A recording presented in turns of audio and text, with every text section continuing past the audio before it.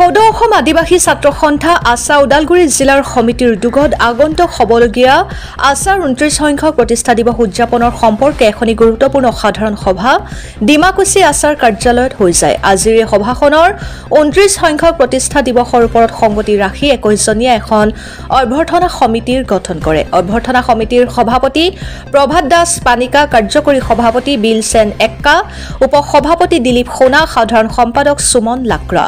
সভাখনৰ জৰিয়তে আদিবাসী চাহ শ্ৰমিকসকলৰ বিভিন্ন দিশত লৈ সমালোচনা কৰে। সন্ধিয়া মমবাতি জ্বলাই আদিবাসী সমাজৰ কলা দিৱস পালন কৰে।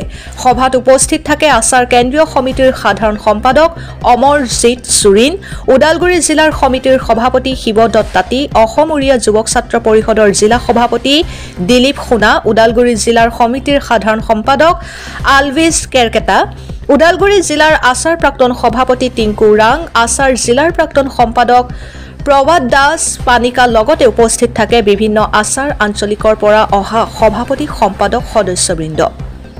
পানেৰীৰ পৰা নবীন চবৰৰ ৰিপৰ্ট, অৰুণোদয় আছাম। আজি ডিমাকুচি আছা কাৰ্যালয়ত ওদালগুৰি জিলা সমিতিৰ আহ্বান মৰ্মে এখন সভা আহ্বান কৰা হৈছিল আৰু আদিবাসী জনগোষ্ঠীৰ বিভিন্ন সমাজ তথা দল সংগঠনক আজি এই সভাত নিমন্ত্ৰণ জনোৱা হৈছিল। বিভিন্ন সমাজ দল সংগঠন আজি এই সভাত উপস্থিত আছিল। বহুকেইটা উদ্দেশ্যক লৈ আজি সভা আহ্বান কৰা হৈছিল। যিহেতু সকলোৱে অৱগত 1994, 96, 98 আৰু 2014 চনত আদিবাসী নিৰীহ ৰাইজক যেনেকৈ সন্ত্ৰাসৰ বলি হ'ব লগা হ'ল, কোকৰাঝাৰৰ পৰা লৈ কিনে আপোনাৰ ঢেকীয়াজুলি বিভিন্ন জেগাত আদিবাসী ৰাইজক কচু গছৰ দৰে কাটি দিয়া হ'ল, বলি কৰা হ'ল, গুলীয়া হ'ল। এইটো সন্ত্ৰাসবাদী বা উগ্ৰপন্থী সংগঠনক আমি ধিক্কাৰ জনাইছোঁ। আজি ইমান বছৰ হৈ গ'ল, কিন্তু আমি আভাস আছোঁ ভাৰত চৰকাৰ তথা অসম চৰকাৰ আইনী ব্যৱস্থা এইটোৱে নেকি আইনী ব্যৱস্থা। আজিলৈকে 42,000 ভুক্তভোগী পৰিয়ালে আজিলৈকে ন্যায় পোৱা নাই, আদিবাসী ৰাইজে ন্যায় পোৱা নাই। আমি এই সভাৰ যোগেদি, এই সংবাদমেলৰ যোগেদি আমি ভাৰত চৰকাৰ তথা অসম চৰকাৰ সন্মানীয় মুখ্যমন্ত্ৰী হেমন্ত বিশ্ব শৰ্মাক জনাব বিচাৰোঁ বা দৃষ্টিগোচৰ কৰিব বিচাৰোঁ যে আজি ইমানটা বছৰ উকলি গ'ল, 96ৰ পৰা আজি 2025 বৰ্ষ আজি চলি আছে। এই যিজনে সন্ত্ৰাসবাদী উগ্ৰপন্থীসকলে গুলীয়াই হত্যা কৰিলে, কাটি পেলালে, এই সাধাৰণ ৰাইজ ন্যায় পাবনে? আজিও আমি অপেক্ষা কৰিছোঁ। আৰু এটা বছৰ আমি আপোনাক অপেক্ষা কৰিছোঁ, আপোনাক সন্মান জনাইছোঁ। আপোনাক সন্মান জনাই আপোনাক এই চৰকাৰত আনিছোঁ, বিজেপি চৰকাৰ পুনৰবাৰ গঢ়ি তুলিছোঁ।